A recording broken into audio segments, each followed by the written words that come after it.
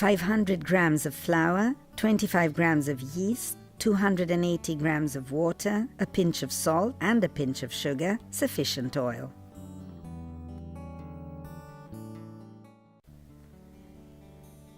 Dilute the yeast in lukewarm water.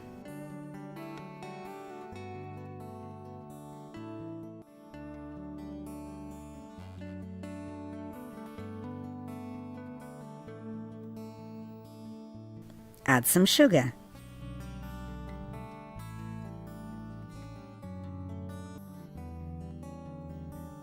Now add the flour and knead well with your hands.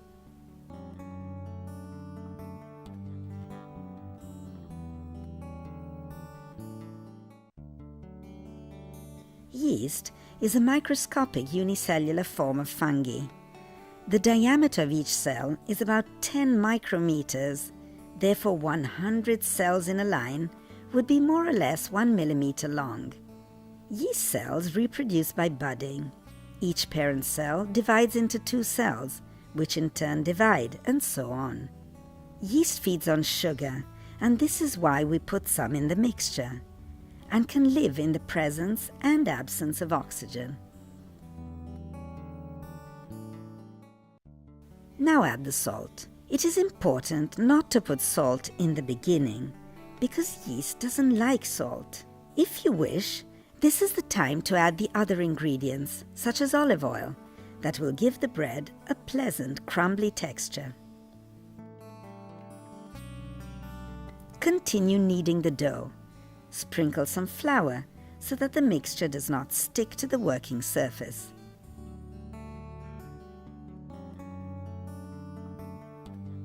If you want soft and well-flavored bread, you must knead the dough with energy for many minutes so that the proteins in the flour will unite, forming a sticky and elastic complex of proteins known as gluten.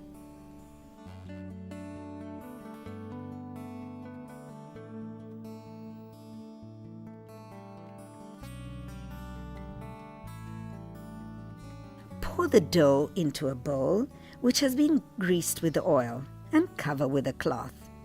Let the mixture rest for at least 1.5 hours in a humid, warm environment. Remember that the yeast cells are alive and 25 degrees Celsius is the ideal temperature for them.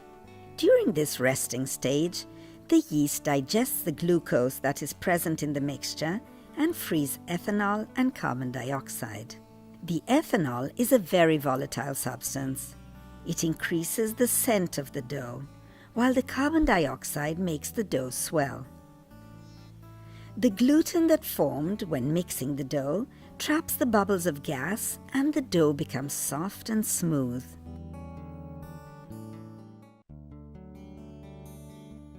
At this stage, you can divide the dough and create different types of bread, or roll it and make flat focaccia bread, or otherwise spread other ingredients on top and make pizza. Leave the dough till it rises again and then cook it in an oven at 220 degrees Celsius for the required time, depending on its shape.